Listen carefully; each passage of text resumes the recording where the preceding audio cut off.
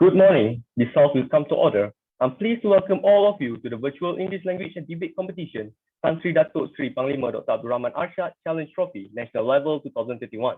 The motion for today's debate is, this House would criminalize all form of deepfake content. Representing the government is from Perak. The first speaker is Kelly Christine Galliot. The second speaker is Kritika Anak Perempuan Lechumi. And the third speaker is Tarishna Balmik. Speaking for the opposition will be from Pulau, Pinang. The first speaker is Nurul Iman binti Muhammad Azmi. The second speaker is Mahati Leka Anak Perempuan Pani Salban. And third speaker is Tan Ji Meng. On behalf of the House, I would like to extend a special welcome to our adjudicators. Mr. Ganesh Anak Lelaki Balakrishnan as the Chief Educator. He will be assisted by Mrs. Munirah binti Osman Saleh and Mrs. Rabiatul Adawiyah binti Hamzah. And I, Iskandar Adam, am your Speaker of the House. Before we begin, I would like to read a few important rules for today's debate. The debaters will have 8 minutes in which to deliver their remarks and 4 minutes in delivering their reply speeches. The debaters from both teams shall not introduce any new arguments. Their role is to rebut the opponent and to defend the position of the team. While a debater is speaking, the opposing team can offer POI, point of information. The debater may accept or decline them. After all debaters have spoken once, the first or second debater of each team give a reply speech, with the opposition reply speech being delivered first, followed by the government. The timekeeper will ring the bell once after the first minute and at the end of 7 minutes to signal the time allocated for points of information. At the end of 8 minutes, the bell will be rung twice.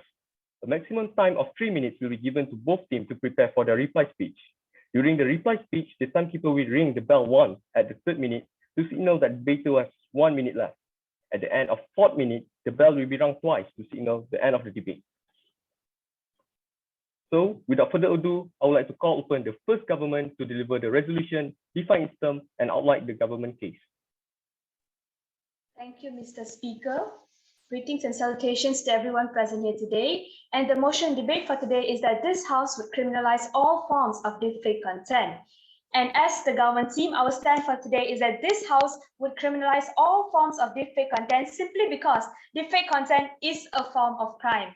Before I go into defining my motion for today, first I would introduce my speakers. I, as the Prime Minister, will be setting the parameters and presenting to you one argument. My second speaker, Kritika Gantan, will be presenting to you 2 other arguments to further strengthen our case. And my third speaker, Tarishna Balmik, will be doing the rebuttal. Now, let me move into defining the motion for today. Criminalize is to form an activity into a criminal offense by making it illegal. Deepfake is a type of artificial intelligence which a person is an existing image or video is replaced with someone else's likeness. This is a given definition. And content, according to Oxford Dictionary, the main idea of subject of a book, video, article, program, or video. Now, ladies and gentlemen, let me set the scene for you. In a world where deepfake content is very prominent, imagine a world where with the damage of deepfake content, where lies and fears dwell in society, which is the world today, ladies and gentlemen. And now we as team government today, we would like to criminalize deepfake content to create a more peaceful environment where everyone lives in a peaceful environment without the manipulation of deepfake content, fearing of their lives. And this is why this leads me into my first point, where it spreads misinformation, where it harms society as a whole. The first is it spreads propaganda. Now, ladies and gentlemen, let us take a look. For example, misrepresenting politics or politicians, where they tend to spread propaganda, where videos are made of politicians saying things they did not say. This could cause so much of chaos, so much of harm, and it even provides social divisions. For example, like spreading an idea that is not true could cause so much chaos in society. Where yes. Can you explain more on your mechanism on how you're going to criminalize this deepfake content? Explain more how deepfake content looks like. Well, deepfake content is the spread of as already given, deepfake content is where content is used to misrepresent someone, and by criminalizing it, we will impose fines or bans on certain corporations or individuals who use deepfake content for the wrong reasons and to harm society. And this is why we are pushing for the criminalization of deepfake content. And let me continue my point, which is the causing chaos in society. Now, when deepfake content is used to fake a video or image or any digital or any digital media for that reason, it can cause so much of chaos, especially during the pandemic. Now, if a video is edited in a way that that a health minister of a certain country saying that the pandemic is really affecting its or the number of deaths is higher than it really is, it could really cause chaos and fear in the society. And this is why we say that we would want to criminalize deepfake content. And moving into spreading propaganda, where terrorist organizations use deepfake content to push their radical ideas, and it will manipulate or even change a perspective of someone's idea on a certain act that is already harming the society. And this is why we would like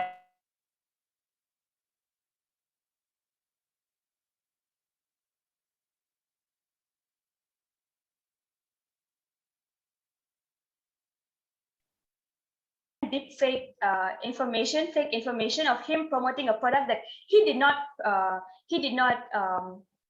promote. So if someone like something like that could happen to him and he had to step out and retweet it, imagine someone who doesn't have as big an influence on him. So like they could the product could be harmful to the citizens, and it could actually cause so much of harm where if the product was bought. But because he retweeted it, it did not cause so much harm. But if now in a world with deepfake content where it happens anywhere, anyone could do it, things like this have very high chances of happening. And on the other hand, it also provides a medium where people tend to manipulate a lot of things that are not true. For example, spread their own ideas, and when like political campaigns, even in the election, American election a year ago, before during Joe Biden's political campaign, a lot of videos were let out of him saying things that he did not mean, and it actually spread a lot of ideas, and it caused a lot of division in society itself. And this led to a lot of arguments or even chaos and riots being broken out in America. And fraud and fraud and misinformation also causes fraud in a way that Your eye, please. yes, You can just ban these contents of deepfake that spread propaganda and spread like false news. Why do you want to ban all contents of deepfake? okay, thank you. So in a world today, deepfake content is something that is very easy. It's very easy to commit. Something that's very easy to make. So if we criminalize everything, it's better than just regulating a certain amount of content, as it will this will stop the spread of deepfake content, because we live in a world of technology where everything moves so quickly, where everything develops so quickly. So by criminalizing it, we would actually stop, and it can be a deterrent to a lot of misinformation being spread. Yes. Two questions. First of all, does this mean that by banning deepfakes, suddenly all these crimes that you're seeing will disappear? And second of all, are you admitting the fact that you are deterring innovation in your world? We're not deterring innovation, we're deterring criminal activities. As I said before, misinformation spreading of propaganda, providing social divisions in society, providing chaos. When we criminalize this activity, it will be a deterrent, and in the future, like the chaos and fear we live in now, all the lies could turn into something peaceful, as when this is mandated into the law. With that, I would like to reaffirm my team's stand is that when this house would criminalize all forms of deepfake content simply because deepfake content is a form of crime. Thank you. Thank you. The first speaker of government.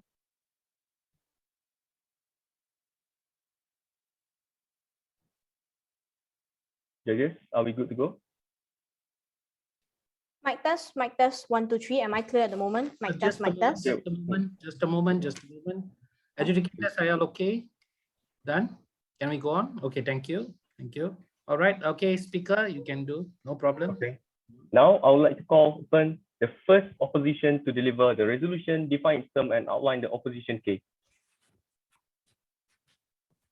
Starting my speech in 3, 2, 1. We on side opposition, we are not going to dismiss a spectacular innovation from lines just because of a few rotten apples from the bunch, especially when there are already ways to regulate rotten apples in the first place.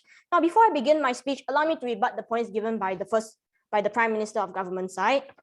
They have spoken on how they live in a world because of deepfake. There is so much propaganda and chaos. Well, firstly, there are already so many official websites in existence in order to debunk propaganda in the first place. And secondly, you forget that the audience of all these propaganda, they're also intellectuals. People will notice when something is out. They will come out and call people out for it. They'll correct people for it. Also, if you say people live in fear most of their lives because of deepfake, you must also say that in your world, people live in fear because social media users are terrorists. People don't live in fear because of deepfake content. They live in fear because of so many other factors like actual terrorism, like actual crimes, not because of deepfake content. You are over-exaggerating it in your world. Now, I'm going to move on to my arguments. Firstly, I would like to clarify one thing. Us on side opposition, we do not support defamation. We do not support people using deepfake content to commit crimes. We do not support any of this. However, we would also like to acknowledge the fact that, as I rebutted already, there are already laws and regulations in place in order to deal with these crimes in the first place. Our stance is that you do not need to criminalize deepfake content itself because such an action is unnecessary and it causes more trouble than benefits. Now, currently, there are already a lot of people using deepfake content. There are good people using it, there are bad people using it, there are neutral people using it. However, in Gov World, you're saying that we should send all these people who use deepfake content to jail. Us on side opposition, we're not arguing if whether deepfake content should exist. We're not saying whether we need deepfake content. We're not saying whether you should use it or not. We are just saying that we are going to prove to you that there is no need to criminalize people on the basis of deepfake content. Now, let's look at it from this point of view. I'm going to characterize it right now. Currently, there is an umbrella of users when it comes to deepfake content. Maybe some people use it for fun. They use it as a joke. They use it as a prank. They use it for memes, or some people did it for CGI. And yes, people use it for bad things too. They can use it for slander. They can use it for misinformation. They can use it for propaganda. However, when you look at it like this, Part of information, ma'am. Sorry, rejected. Isn't deepfake content awfully similar to social media? But you don't see people going around criminalizing social media and sending social media users behind bars, do you? No, deepfake content itself isn't evil. It just depends on the people who uses it. And that brings me to my first argument today. And that is that by criminalizing deepfake content, you are putting a limitation on art. Now, before I continue my speech, I'll accept a POI. Yeah, okay, thank you. So yeah, ma'am, I hope you get this straight. Now, when we talk about deepfake content, we talk about people misusing a picture or a video of another person for their likeness, okay? So how is it okay to do that even if it's for fun? Okay, so you're basically saying you're talking about people and how they misuse it, right? Well, if they use it for fun, that's fine. But if they do use it for true harm, like I said, people are going to call them out for it. Because when people use it for harm, that is why there are laws and regulations in place so that they can be called out. You're speaking as if there's a world where deepfake content just runs information, wild. madam. Sorry, rejected. However, we disagree because you're basically exaggerating it, and we're going to show you why you're wrong. Now, in terms of limit art, we can't deny that deepfake content is a form of art, and I'll explain why in these two substantives. First, in the form of entertainment, and second, in the form of history. Now, in the form of entertainment, when it comes to deepfake content, in the movie industry, people use it for CGI. Like if an actor or actress has passed away, they would like edit the face on so it looks similar to them. Or maybe they'll like edit it to make the person look younger. However, one of the prime examples of them using this deepfake content in CGI is Star Wars and Gemini Man, two blockbusters movies that really just send the profits through the roof. And in the form of the former, Star Wars is so nostalgic, it is practically so many people's childhood. It's like government going to criminalize such a masterpiece. Are you going to criminalize it just because they use deepfake content? In government's world, the movie industry may as well be no better than a drug cartel because the moment someone uses deepfake content, they're immediately condemned as a criminal, like how an athlete becomes a criminal if they're caught using steroids.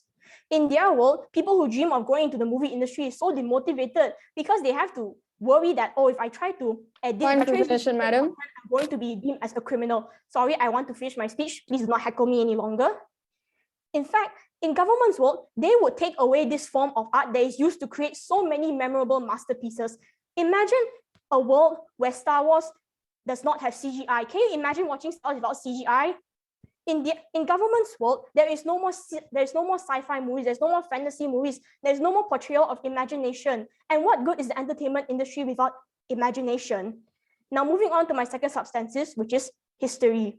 Now, in this modern era, let's face it, people don't really have incentive to go to museums anymore because what's the point? We can just use virtual reality. We can just search up images online. Why should I drag myself out of the comfort of my home just to go see a dusty old painting? However, what if this changes? One guaranteed way to ensure interest is through interactiveness. And so, by using deepfake content, we can make all these museum pieces interactive. And by doing so, we will encourage education. We will incentivize students to be more willing to go to museums because they're students, they're young, they're impressionable. One thing they love doing in form of education is being able to interact with the subject they are learning. In fact, when we implement deepfake content in history museums, it's basically like Harry Potter coming to life. You can bring a legacy to life. It's not just looking about a pretty picture anymore. It's about bringing that beautiful picture to life. Imagine seeing an old piano and then suddenly you hear music and the next thing you know, you can see Beethoven playing the piano. You can see Shakespeare himself reacting one of his most theoretical masterpieces. You can see a legacy come to life. You can see them in action. You can see a story behind the image. You can see the genius behind the strokes. By criminalizing deepfake content, you are shackling the possibilities that deepfake content can bring. You are shackling the possible value they can bring to art and education experience. When we live in this modern times, we need modern solutions in order to make things more interesting, more interactive, to give people incentive to want to see it, to want to enjoy it. And deepfake content is one of the solutions to that. Now, as a result of this, one thing we can agree on is that entertainment is tied to the economy and art plays a crucial role in culture. Us on-site opposition, we want to use deepfake content as a way to innovate these two aspects in order to keep it alive. And I also like to state one more time that criminalizing deepfake content will only bring more harm than good. This is because, like I already mentioned before, there are rules and regulations in place in order to mitigate the misuse of it. And deepfake content isn't the root of crimes. Taking away deepfake content isn't going to make slander, isn't going to make defamation. It's not going to disappear. People are still going to do it. They're just going to use other methods in order to do so. In fact, if you want to criminalize deepfake content, you must also criminalize the internet too, because ultimately the internet, deepfake content, social media, Twitter, Instagram, YouTube, all of them are on the same spectrum. But you're not going to criminalize all of that. So if you're not going to criminalize all of those, how can you criminalize deepfake content? So let's say first you criminalize deepfake content, then what? Are you also going to criminalize social media? Are you going to criminalize Google? Are you going to criminalize social media? In governments, you must well create a world where social media doesn't exist, where the internet doesn't exist altogether. And that is why side opposition proud to oppose this motion. Thank you. Thank you. The first speaker of the opposition. Okay, adjudicators, all right. Can we go on? Okay, thank you. May go on. Okay, I would like to call upon the second government. Hello, am I audible? Yes, you are. Okay, thank you very much. All right, greetings and salutations to everyone present here today. As the Deputy Prime Minister in today's debate, first, I would like to reaffirm my team's stand that is this House would criminalize all form of deepfake content simply because deepfake content is a form of crime. Now, ladies and gentlemen, from what we have been hearing from team opposition, there is a misunderstanding or a misjudgment in the content or the debate we are having right now here. So in order to clear the confusion and just to clear the room, let me make it clear to team opposition and everyone here on what deepfake content really is. So when we talk about deepfake content, ladies and gentlemen, just like as given in the definition, it means replacing a person's image or video with someone else's likeness. No. So now one thing you have to note here is that this can happen without consent. This can happen without respecting the privacy or the dignity or the authenticity of the person who is in that image or video. Now, ladies and gentlemen, they ask about what mechanism we are putting this deepfake content into. Now, when we talk about criminalizing deepfake content, we mean that we're making it illegal. We're imposing laws that are apt for the crime that is being done through this deepfake content, ladies and gentlemen. And they also ask us, why should we, instead of criminalizing it, just set regulation. Now, ladies and gentlemen, think about it, ladies and gentlemen. When they talk about regulations and rules, right?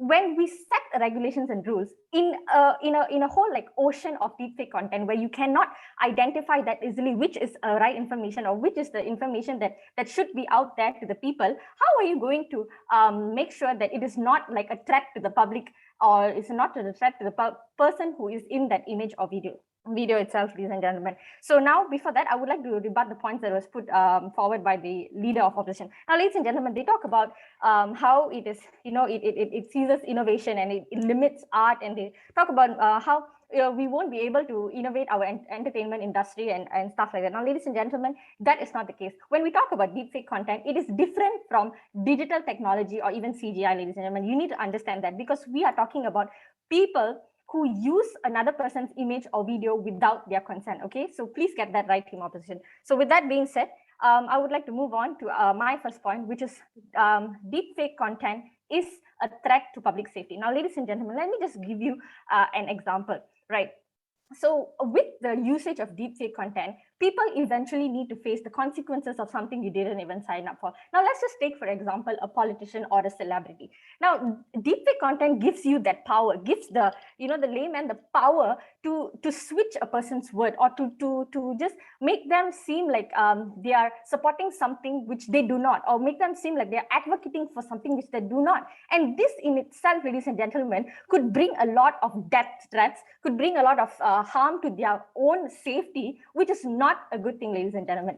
And now let's just look at the porn industry, where deepfake content is very widespread, ladies and gentlemen. The porn industry, it uses about 96% of out of 100 in the industry uses deepfake content. Now, ladies and gentlemen, just think about the people who are in that industry. Do you think they go about their lives living without the threats, or living without being feared that they might come up with death threats or people harming their safety and stuff like that, ladies and gentlemen? And then there are websites like deep nudes that just use or change what a person looks like and make it something more pleasurable to the society. But this puts the person who is in that image or video, their safety in a more like stake situation, ladies and gentlemen. Now, let's also talk about how criminals can use deepfake content to get away with crimes. Ladies and gentlemen, think about it.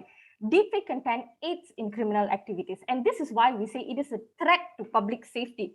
Criminals can just easily get away with crime by just using deepfake content to cover up the evidence that they had committed a crime, or just putting another person in blame for that. You see, what this does is that it takes away the life, it harms another person's life, and it just puts other people at threat, ladies and gentlemen.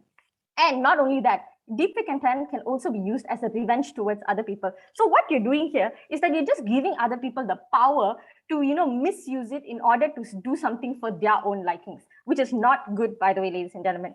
And then we also have stuff like financial scams, for example, audio deepfakes and also video deepfakes. Ladies and gentlemen, scammers use this trick, deepfake content, to defraud a company out of millions and millions of dollars. So you see, the harm here is clearly more than the good. And when you talk about the entertainment industry, when you talk about how it's going to help with innovation, ladies and gentlemen, there are so many other ways on how we can improve our technology, how we can improve the entertainment industry, and deepfake content is not one of it, ladies and gentlemen. Now, moving on to my second point, that is, deepfake content corrodes the people's trust in technology. Now, ladies and gentlemen, we rely on technology. We rely on things like social media. We rely on things like news as our prime source of information. Now, let's just think about it and see, we won't even be sure whether what we see in the internet or media is true and trustable or even credible if there is a widespread use of deepfake content, because this just takes away the trust that we have in media, the trust that we have in social media, the trust we have, on the clips or images that is being put up on the internet, and even the trust that we have in our own eyes, ladies and gentlemen, because we are not able to differentiate whether what we are seeing is the true thing, whether it is original, whether it is authentic or not, ladies and gentlemen. Now, let's also think about how it increases the fear in people and how it just rips people, politicians, celebrities of the freedom to be themselves online or to be themselves in the technological world. Ladies and gentlemen, when we talk about this, we need to, when we talk about celebrities and politicians, ladies and gentlemen, they have a right to their authenticity. I can't just go out there and take a picture of them or a video of them and just transform it to my own likings and then put it out there for the world to see. Now, ladies and gentlemen, do you even realize how hard or how difficult it is for a politician, for a celebrity to clear their name when a video or image like this goes viral on the internet and people believe what they see on the internet, because we are all visual creatures, ladies and gentlemen, and you have to accept that fact. And we just believe what we see. So do you know how much of a tarnish in their reputation is going to happen for something they didn't even do and something they didn't even sign up for? Why? Why do we need to put these people at this kind of a scenario when we could just criminalize it, ladies and gentlemen? We want to criminalize it because it is a form of crime. Because there is nothing good that comes out of deepfake content, ladies and gentlemen. You can talk about how it's going to expand the entertainment industry, how it's going to, make you give better Marvel movies or better sci-fi movies and all. Ladies and gentlemen, there are other ways to do that, ladies and gentlemen. And just a note to the team opposition, Marvel movies and sci-fi movies are not made using deepfake content. They get the actors, the cast, consent, so that is just another form of CGI. Okay, and also we had a question from team opposition on why we should, why is it if that we want to criminalize deepfake content, why not criminalize YouTube, Facebook, and other forms of social media? So team opposition, deepfake content is spread to this social media platforms. So by criminalizing deepfake content, we're just making those platforms an even more safer platform for the people to use. So yeah, I hope that answers your question.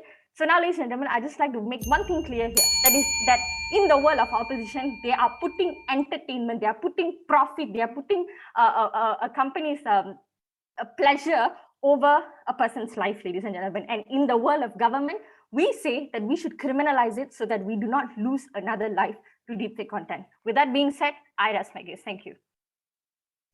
Thank you. The second speaker of the government.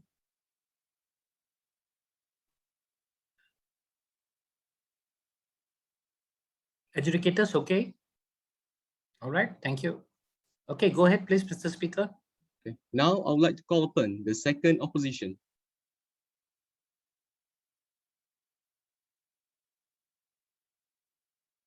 Hello, am I on? Right. So I'll start my Yes. speech in 3, 2, 1. Everything that Star Opposition is saying about the harms of deepfake is saying deepfake is used for this, deepfake is used for manipulation, deepfake is used for criminal activities, deepfake is used for everything, proves that deepfake is only a tool. The activities themselves have laws in place to condemn these activities, right? Criminal activities are able to be prosecuted. So deepfake is merely a tool that is used, and this tool can also be used in positive ways. I'm going to provide 2 extra arguments to support our stance for today, but before that, a few points of responses. First of all, side government is squirreling the motion to focus on the negative uses of deepfake instead of focusing on the fact that motion says all deepfake content, all. Ladies and gentlemen, nowhere in the motion does it state that it is only when there is no consent, right? It is saying all deepfake content. And I think side opposition needs to stop squirreling the argument and acknowledge the positive uses of deepfake. Because in our world, we are acknowledging the negative uses of deepfake, but we are also explaining to you why even then it's still better in our world. They are not even acknowledging the positive uses and trying to just focus and manipulate all the people in this room to thinking that deepfake is only used for bad things. So they also talked about how deepfake is used in like for people to get away. I don't want to go into details and like rebut every single thing because there's just one thing to rebut. All the harms that they say is only deepfake is only merely a tool used, and criminalizing deepfake is not going to stop all these activities from happening, right? And it's only going to stop the positive uses of deepfake. And I'm going to explain that in my two arguments. Without further ado, my first argument for today is that deepfake can be used as identity protection. Now, you have to acknowledge that as much as side opposition wants to argue that deepfake is going to, help people to manipulate, but this can also be a good thing. Why so? Three substantives within my argument to explain to you why this is true. Number one, protects anonymity in cases of whistleblowing and activism. Number two, why this is important. And number three, the overall impacts and comparative. First substantive, protecting anonymity in whistleblowing and activism. So first of all, let me explain to you that in today's world, currently, right, that opposition is coming up and exaggerating that people live in fear of deepfake, but it's not even something that rare. It's something that's prevalent in day-to-day life, and it can have positive and negative uses. So in this case, people in today's world do use it for activities like whistleblowing and activism. What is whistleblowing? It's basically when people come out and call out big companies, governments, or organizations for their malpractices. And usually, these people are those who are former members of these organizations or companies, right? Former employees, the ones who come out. So, for example, currently, several former Facebook employees are coming out and exposing Facebook's malpractices. So, this type of whistleblowing, right? Sometimes it can be extremely dangerous for the people, for the whistleblower. Why? Because when in cases where they are exposing a government or a highly influential person, this can actually pose a threat to their life, right? It can be very dangerous to them. So when you are so these people sometimes, in some cases, people in status quo do use deepfake in when they are whistleblowing to protect their identity and protect their anonymity so that they are not harmed. And also in activism as well, this is used. So Point of side information, madam. opposition is basically saying they want to criminalize this, which means coming up and talking about these things. They're discouraging whistleblowing and activism. Okay, side opposition can say, oh, they don't exactly need to use deepfake to like protect their identity, right? Rejected. They didn't. They told us. They could tell us that, oh, they don't exactly need to use this deepfake in order to protect their identity. But here's the thing: we're not here to debate about whether or not deepfake can be used to protect their identity. In status quo, people are already using it, and in their world, they are criminalizing it. That is the thing. Second substantive, why it's important.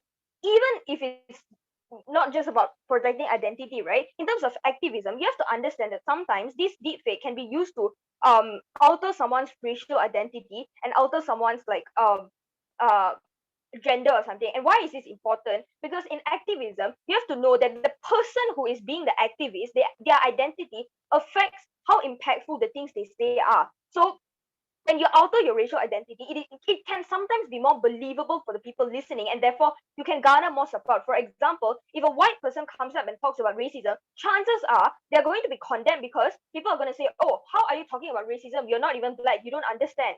So this person could have a lot of valuable information, and if they can deepfake their identity, it is actually going to do more good to their activism, and their activism is going to reach more people. Overall impacts and comparatives in our world, madam. rejected. In government's world, government is going to send people to jail for trying to do good things, and even if they say that other ways exist to do these things, right? Again, this debate is not about whether or not people can use this, but it's the fact that people already use it, and you are sending them to jail. In our world, we have we promote whistleblowing and we promote activism and we protect these people for doing these good things. Third argument, before I move on, any POIs? Yes, point of information I asked. Okay, yeah, madam. Okay, so all right. now you are talking about this whole point. Okay, do you agree that deepfake content could be used as a way to harm or to be a threat to one's Yes, life? we already told Okay, you that we I acknowledge just the wanted a harm. yes or no answer. Can I continue? Okay. Yes. Now, if it No, could be a please threat to stop some. taking too much of your time. That's it. So we already acknowledge that the harms exist, right? But we are telling you that it's only a tool, and in your world, you're not stopping any of these criminal activities. Third argument, deters innovation. You have to understand that three points of substantive within this argument. First of all, deepfake is something to be appreciated. Number two, criminalizing deepfake deters further innovation. And number three, there's more harm inside opposition. So first, substantive, deepfake is something to appreciate. You have to understand that deepfake is a phenomenal creative tool, technological tool that is a result of innovation. And you have to know, I think people here don't know that deepfake is actually derived from computer facial recognition, right? So the fact that this is derived from is a technological innovation, and the state does not have the right to criminalize something that could be so good to society. And this technological development also comes from existing technology, right? So that leads me to my second substantive. When you stop this innovation, right? When you stop deepfake, when you criminalize deepfake, that means you are also ignoring the possibilities of the innovation from deepfake. So this deepfake content could, with further technological innovation, could become something that's useful. There's so many possibilities that side government is cutting it off from the roots and not allowing deepfake to experience innovation and develop into something more good. And this technological innovation is something that needs to be appreciated because it's a result of human innovation and human creativity. And last substantive is that in their world, at the end of the day, all the harms they're talking about getting rid of, right? They are not achieving any of it because at the end of the day, those criminal activities will continue to happen, but they are actually stopping innovation, stopping all these like possible positive uses of deepfake and only criminalizing people for no reason at all. At the end of the day, we prove to you that even the harms that side opposition is talking about can be mitigated, but they are not able to acknowledge the positive uses of deepfake at all. Thank you. Thank you. The second speaker of the opposition.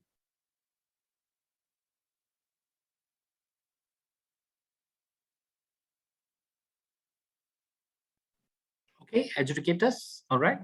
Okay, thank you. Okay, speaker, may continue. Now, I would like to call upon the third government. Okay, hello, am I audible? Yes, okay, good. Yes, you are. Thank you. So I'll start my speech in 3, 2, 1. So a very good afternoon to everyone here today. So let's just understand this, ladies and gentlemen. We are talking about deep fake content, right? The word in the motion itself, you have the word content. For some reason, the opposition has been failing to repeat this word. They keep mentioning deep fake, but they don't mention the other part of it, the content. That's what matters, ladies and gentlemen. Now, let's move on to the points given by the opposition. So basically, if you want to sum it up, they came up with only 2 points, ladies and gentlemen. They're talking about innovation and history, and they're also talking about anonymity. Now let's go to the innovation part, right, ladies and gentlemen. They say that there are many websites to debunk this false news, misinformation, and stuff. But how many?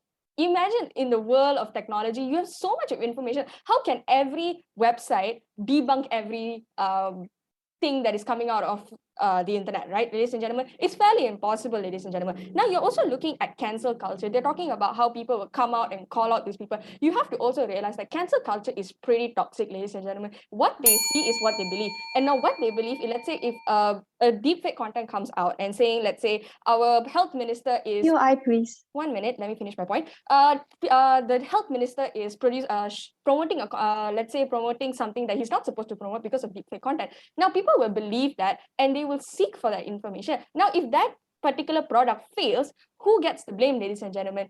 The health minister himself is not the person who's going to do the deepfake manipulation and everything. Yes, accepted. You have to acknowledge that whistleblowing isn't cancel culture. Whistleblowing is like when in China, Li Wenliang doctor came Yes, up and I called out understand. China for hiding up coronavirus. That is not call out culture.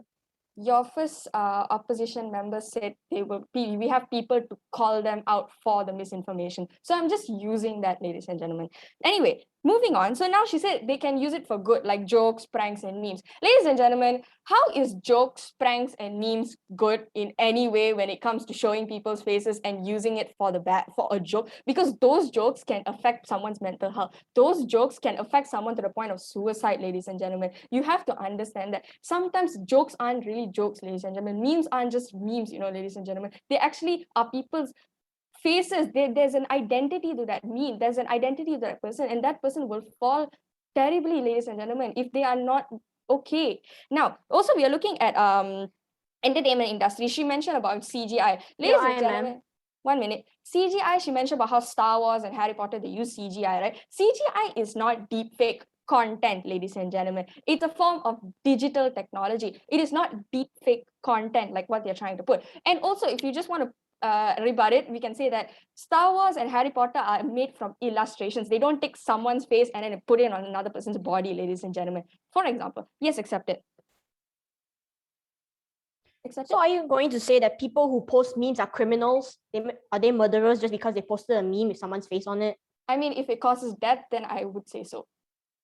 Because suicide is bad, ladies and gentlemen. Okay, now let's move on, right? So they said, why would I go to a dusty place to visit the museum, to visit culture? But isn't that part of the culture to see that dusty picture there and be mesmerized by it? Because they already have people who are in charge of those pictures to make it better, make it purified, or in that sense, right? So why are we using deepfake content when we can actually just go to a museum, admire it as much as we can, rather than seeing it on AR and everything, right, ladies and gentlemen? Also, the first opposition member said that social media, internet, and deepfake content are on the same spectrum. There's two things that are not on the same spectrum: internet and social media. Internet and social media are platforms, are mediums where deepfake content is spread, not deepfake content itself. So please, opposition side, please get that straight. Now, the opposition, I would like to say, actually, I would really appreciate the fact that the opposition side really cares about the anonymity of a person, and they are looking towards a better, to take care of these people. However, when you look at these activists or these whistleblowers, they actually don't put other people's face to likeness, but they actually just cover their face, or they put them in a dark spot, right, ladies and gentlemen? They don't take another person's image and put it on their image, because they know that it can also be very detrimental to another person, right, ladies and gentlemen? So now they also mentioned about how it can be dangerous for activists and everything, right? So yes, it can be dangerous because they are showing their identity and they're talking about it, but deepfake content is not a place where you do activism, ladies and gentlemen. They are not using it for good, ladies and gentlemen. 90% of the deepfake content that you see on the internet is probably just porn and people trying to defame everyone else. If you're looking at celebrities, how a lot of celebrities have gotten these issues, when they were even after force, they came out and talk about it, and they're saying that they didn't actually do it. A lot of people actually don't believe them, ladies and gentlemen. So how are they supposed to protect their integrity, their dignity, ladies and gentlemen? Now, if you're looking at it also in another perspective, saying that it stops innovation, yes, I agree.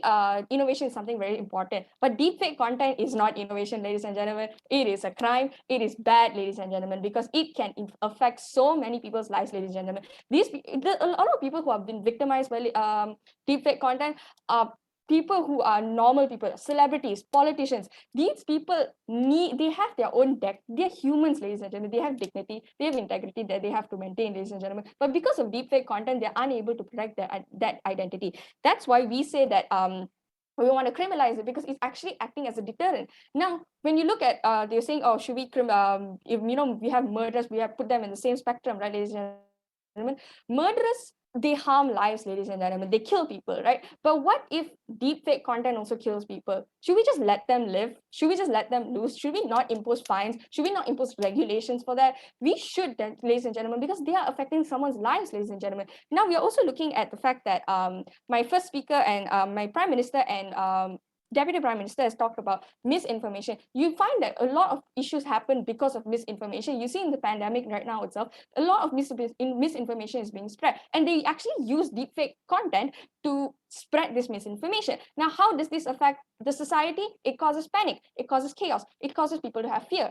That's why we are saying that we want to criminalize it, so it acts as a deterrent to public to acts as a deterrent to misinformation. It protects public safety, and it actually builds trust in technology. Why we say it builds trust in technology is now if you look at it, a lot of people don't trust technology as it is because of the fact that there's misinformation, there's false information, there's so many bad things that are happening in the internet. That's why we say we want to criminalize deepfake content so that it can produce a safer environment in social media itself, in these platforms itself, so that people can use it freely, so people can be happy using it, so people can post pictures, people can post whatever they want, ladies and gentlemen. We don't have to let this deepfake content ruin us. We have to criminalize it, ladies and gentlemen, so that it doesn't ruin us to the point that we have no return, ladies and gentlemen. Now let's look at an analogy, right, ladies and gentlemen. You take a plant and you water it with a polluted water, right, ladies and gentlemen. What will happen? What do you think will happen to the plant? The plant will die, obviously, right? Because it's polluted water, it has a lot of bad stuff in it, right?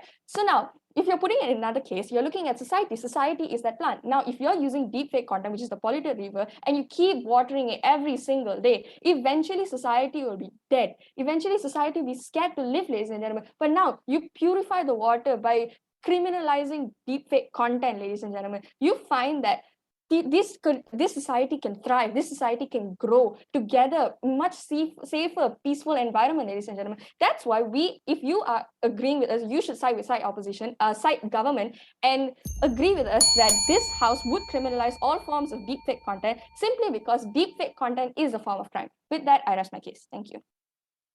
Thank you. The third speaker of government.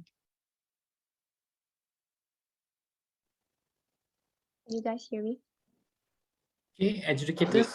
Okay, educators. All right. Thank you. Okay, speaker. Okay. Begin. Now I would like to call upon the third opposition.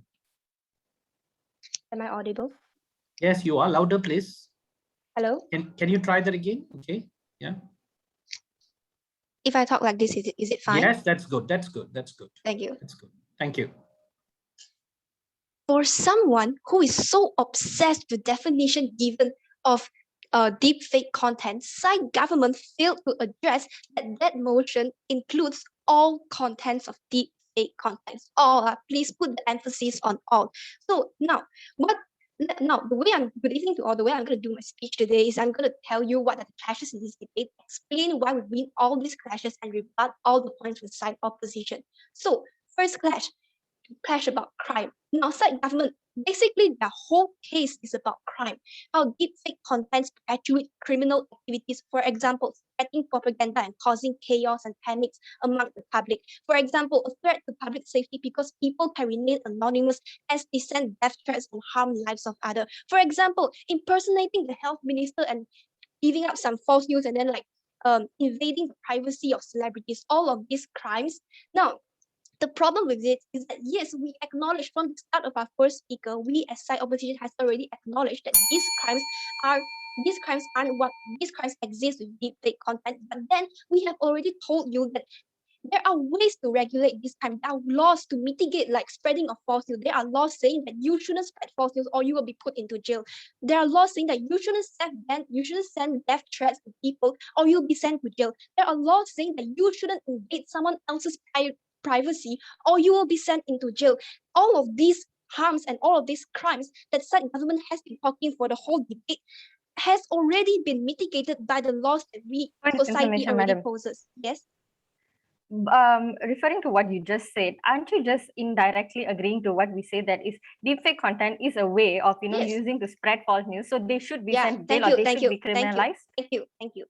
Yes, we acknowledge those harms, but then the problem is that just because of those harms, side government is willing to eradicate deepfake content, to just eliminate all of the deepfake contents. That isn't what we want to see here, because we have proven to you that there are still benefits to deepfake contents, and when the harms that side opposition has been bringing up in this whole debate can be mitigated by regulation, there is no reason to just eliminate all of deepfake content. Now, another thing is that even if you eliminate deepfake content because of these crimes, for example, if someone was spreading false news, just because you eliminate this will criminalize deepfake content doesn't mean that I'm not going to spread false news elsewhere. I'm not going to spread false news through like making a fake account that the name is put like Muhyiddin and then I'm saying I'm the prime minister. Like, that can still happen inside government. So just because you're criminalizing deepfake Point content of doesn't mean you're information, stopping madam. all these criminal activities. So then, now that the harms at government sites are very, very small and already regulated in the public,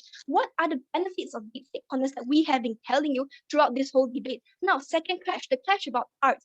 We have told you that in the entertainment industry, deepfake content is used in the form of CGI, where you actually can portray your imagination like Star Wars, like Gemini Man, portray all these sci-fi imaginations to life. And that is the point of entertainment industry, where it skills creativity and imagination. But then side government's response to this was very dismissal, saying that, oh, because of all these crimes, we don't want this, and we can trade off this entertainment industry. We have already told you from the start that these crimes are already mitigated, these crimes are already self-regulated by the public. So there is no reason for you to trade off entertainment industry and eliminate all contents of deep fake contents. And then another thing we told you was about history. We told you that Point of it's a information, different madam. experience to see William Shakespeare stand out and tell you his stories, act out his all his acts and all his amazing literature performances in front of you. Is different than what side government is proposing, that it's the point to do is just to go and just see a dusty book of William Shakespeare. That's the point of literature. That's not. Then it's more interactive when you have deepfake contents. That is how when William Shakespeare is telling you the story himself, that is how it sparks interest in you. That in that way we can weigh the interest, in which will people be more interested in history and stuff. Of course, it's in our where William Shakespeare is standing in front of you. So then now again, let's go to the third clash. The third clash is about anonymity. Now, inside rejected, thank you. Now, inside of government's world, what they talk about anonymity is that, it lets people do crime without being found out or something. But then again, those crimes have already been regulated, and it didn't respond to our argument that identity protection is important for those whistleblowers. The response was so dismissive that they just said, whistleblowing is cancel culture and cancel culture is toxic. No, whistleblowing is not cancel culture. Cancel culture is like cyberbullying someone that's not what it is. Whistleblowing is when somebody stands out, points out exploitative, shady activities that governments or influential corporations are Point hiding, of and information, because of these things, yes, there is a threat to their own personal safety. But then deepfake content gives them the safety they need, protects their identity, helps them remain anonymous, so that people will be more incentivized to come out and talk about this activity. And it's important for us to know about these shady and exploitative practices that private corporations and governments are trying to hide. So in our when there's more anonymity, that is how people are going to step out. But in governments world, what's going to happen? Because of criminalizing deepfake content, people will be less incentivized to come out, because people are scared that they are going to be exposed for that they're going to be sent death threats because they're exposing these kind of practices. They are going to be scared to stand out, and that isn't what we want to see. So then the fourth clash: what is better for technology? Now, that is the only argument remains standing inside government's case, where they say that it corrodes trust in technology. But then we propose to you that actually by criminalizing all contents of deepfake contents, it deters innovation, because deepfake content, it provides such an amazing possibility of technology. It's just a stage. We have told you that it derived from like facial recognition, and then slowly it goes to deepfake content. And then what is it going to go to next? Nobody can tell. But then if you're criminalizing all activities, all contents of this, what you're doing is you're deterring this innovation. You're stopping people from taking technology to the next level. That isn't what we want to see. Just because there are some crimes, and especially when these crimes have been can be regulated by laws and stuff, just because it doesn't mean that it is justified for you to trade off the advancement of technology when those crimes can be mitigated in your side, especially when now that you have laws and regulation to mitigate those crimes. What's going to happen is that people trust more in technology, because if you're imposing those regulations correctly, people will know that, they are like it's less likely for people to misuse technology in power. It's less likely for those kind of things to happen. That is how the trust in technology is instilled. And in our world, and when you don't criminalize it, that is how innovation can take technology to the next level. That is how we can advance in technology. So What have we proven to you today? We have proven to you that all the crimes, criminal activities that side government has been saying can be mitigated by laws and regulations. And so the only thing left standing is trust in technology. And we have told you that we are not willing to trade off the benefits of arts, entertainment, history, identity protection, anonymity of whistleblowers, anonymity of these brave people. We are not willing to trade that off just because of some crimes that can be regulated by laws in place. So go with side government. We fight for a better world. We fight for better innovation. We fight for better protection and better arts and cultures in our world. Thank you. Thank you, the third speaker of the opposition. Each team is now given 3 minutes to prepare your reply speech.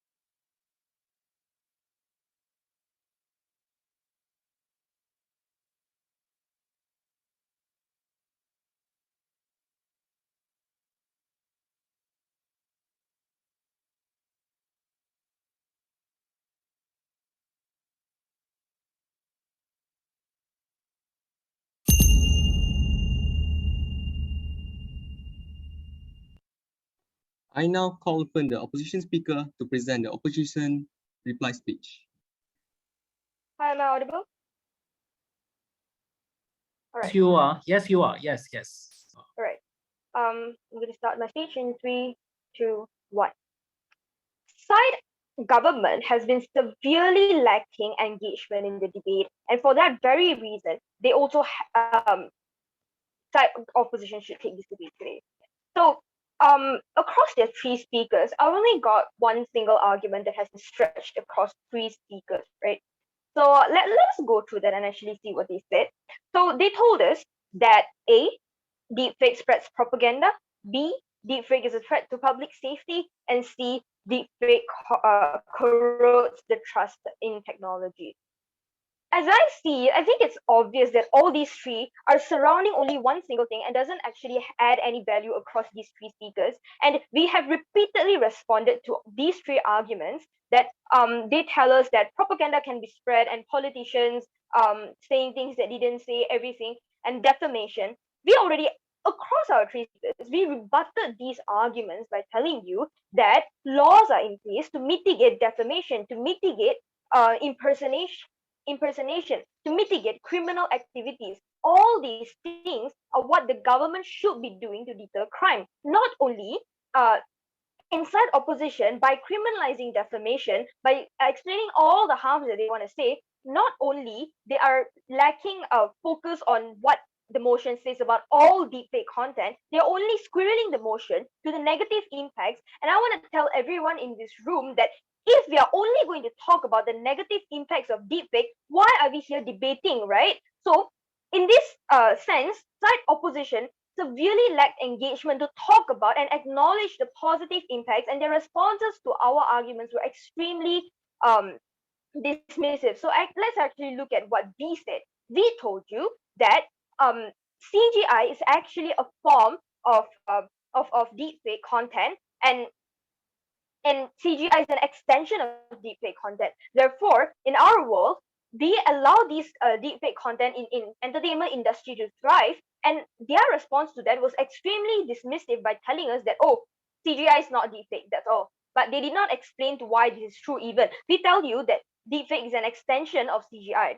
So, and we also told you in my speech that this provides identity protection to people who want to whistleblow and who want to promote, who want to engage in activism. And their response to this was merely that, oh, they can just cover their face, they can just do this, do that. Again, I already preemptively dealt with this by telling you that this debate is not about whether or not people can use other methods to protect their identity. But the fact is that in status quo, people already use deepfake to protect their identity when they want to expose a company or an organization. So in their world, they are only criminalizing it and worsening the situation, and they are not even acknowledging the fact that deepfake can be used for positive things.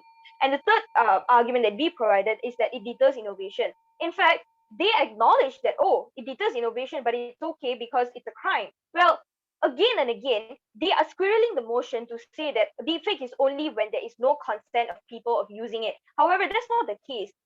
There's just one form of deepfake where consent is not taken, right?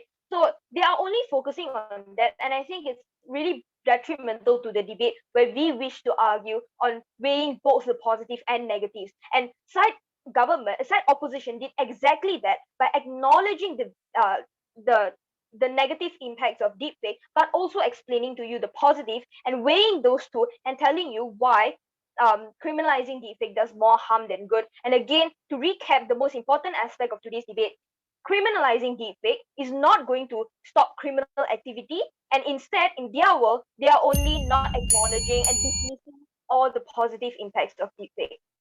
Thank you. Proud to oppose. I thank the second speaker of the opposition, and now I would like to call upon the government speaker to present the government's reply speech. Am I audible? Yeah, okay. All right.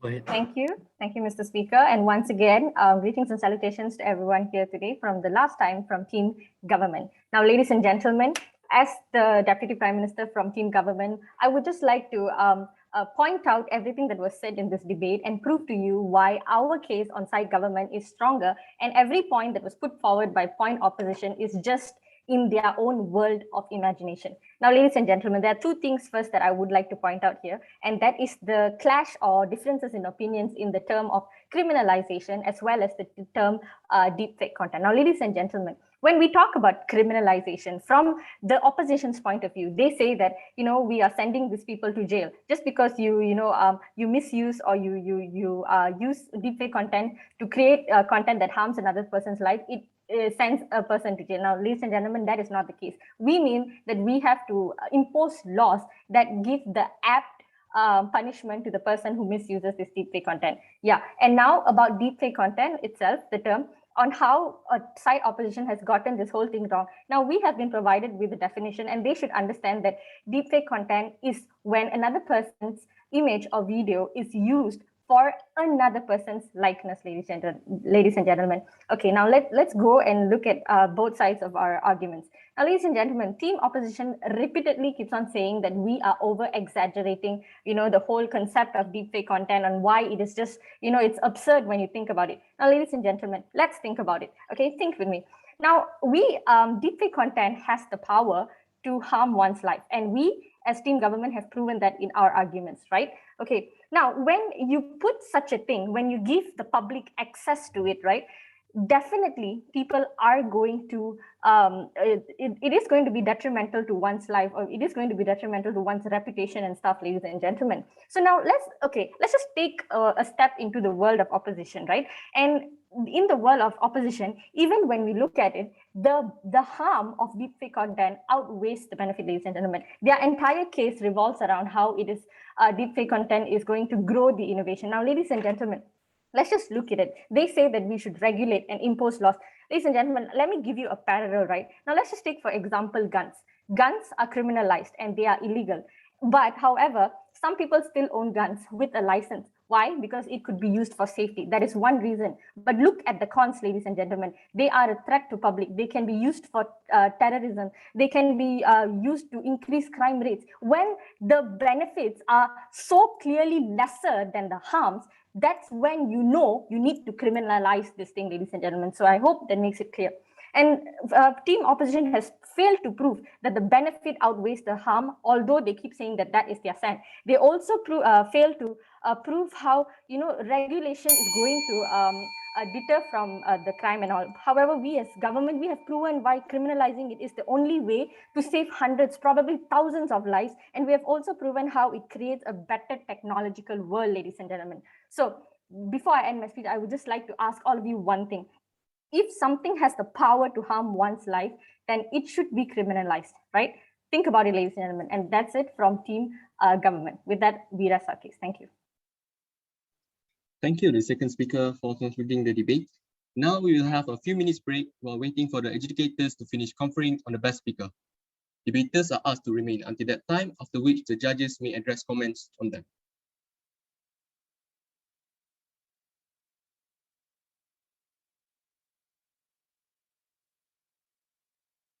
Let me go on general terms first. Okay, now this is what happened. Now this debate, can anyone here tell me, say the government speaker, prime minister, or the opposition, can you tell me what debate is this? Is this a principal debate or is this a policy debate? It's a principal debate. All right, okay, that is where you got it wrong. Okay, now this is actually a policy debate. All right, because you want to bring changes. You want to criminalize, right, deepfake content. So meaning you're proposing something, you want to bring changes, right? So so if you look at a principal debate, you won't have a plan, you won't have a mechanism. All right, you will have a stance and you'll go on. Now this debate, you need to have a mechanism, all right, a policy, which the government did not really introduce.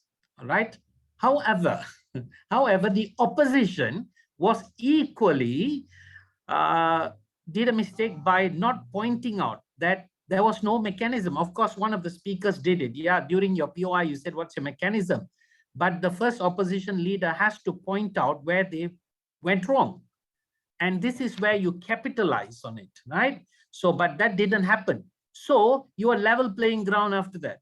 The first debater, second debater, level playing ground. One made a mistake, the other one did the same thing, okay? But we are not here to talk about mistakes, okay? Now, let me tell you what happens in a policy debate. The first thing you need to do, of course, the government, you state what you did, state on course by using the definition that was given by, not definition, info slide, okay? That was given by that was given to you all, okay? Now, number one in this debate, what you need to do is you need to set the case. Now, when you set the case, it takes a good 3 to 4 minutes to set the case. but that didn't happen here. Now I saw you all straight diving into the arguments, Now that should not be the way. You should set the case and say, today's debate, what is setting a case? Setting a case is you talk about the problem. What is the problem today? What is status quo? Why there has to be a change? What has this caused? Okay, and what is the change that is required? And how are you going to implement this change? That is setting the case. All right. Now that you have to do, the Prime Minister takes a good 3 to 4 minutes to do this. Then you go into your arguments, right? That didn't happen today. Right now, I'm not pointing out your mistakes. I just want you to learn. When you go to the next round, these are some of the things that we need to learn. Now, what happens if the government Prime Minister doesn't do that? The opposition leader has to point this out and say, look here, in today's debate, this is what you should have done, which you did not do. Now, we should have questions for government and opposition. The burden of proof. What is the burden of proof of the government and the opposition? The questions. Now, we have 3 questions today for the opposition. These are the questions you should answer. While we government, these are the questions that we should answer to you, right? And this should be repeated throughout the debate by the speakers to ensure that you get the answers. If you don't get the answers, you have to point out to them, this is what you should be doing, but you're not doing that. Then you would have clash, very clear clash, all right? Now, there was clash. I don't deny that, but somehow the clash could have been better if there had been questions right from the beginning from the Prime Minister and the opposition leader. This is where we feel we didn't have questions, the burden of proof. What you're supposed to answer, what you're supposed to show in today's debate. We need to have that. Okay, now the next thing is, what are arguments? Now, arguments, you are not too bad. Every one of you had a claim, good. You had, what do you call that? You have the evidence, you had the examples, fine, no problem. That is not too bad. You connected back to the thing. Okay, to the motion itself. That's good. Okay, clash, no problem. Okay, your arguments were all right. No problem with your arguments. I wouldn't say one argument was bad. Somehow your arguments did not meet.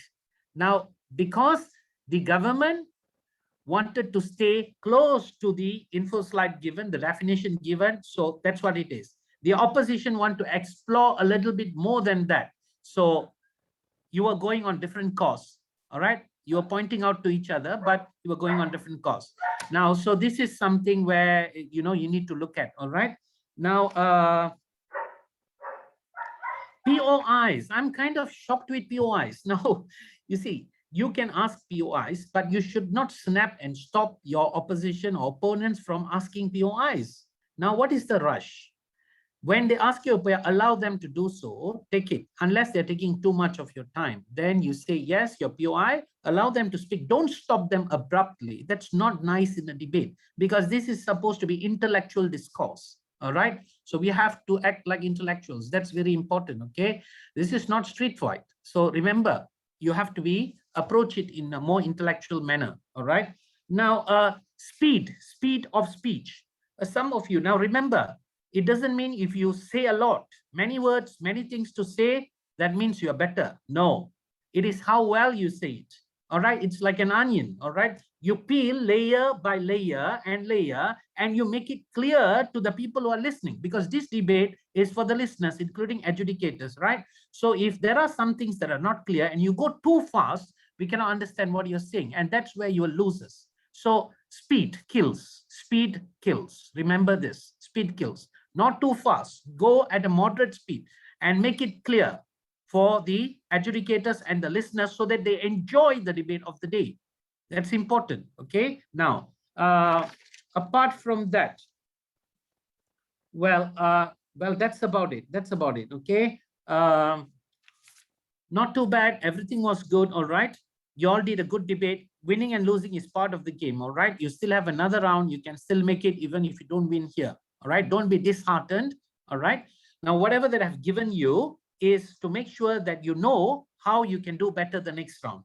All right. Okay. So let me announce the best speaker. The best speaker for today's debate is from the opposition. And that from the government. Sorry, that's a mistake. Let me repeat. It's from the government. It's the second debater, Kritika. Okay, Kritika, she's the best speaker for today's debate. And today's debate goes to the government. Today's debate goes to the government. All right. Okay. A close match. Very close. Very, very close. All right. Okay. Thank you very much. We enjoyed the debate as much, but it should be more of a learning experience for everyone. It's not about winning or losing. All right. So, okay. Thank you very much. I'm done with this. Speaker, Mr. Speaker, I hand it over to you. Thank you. Okay.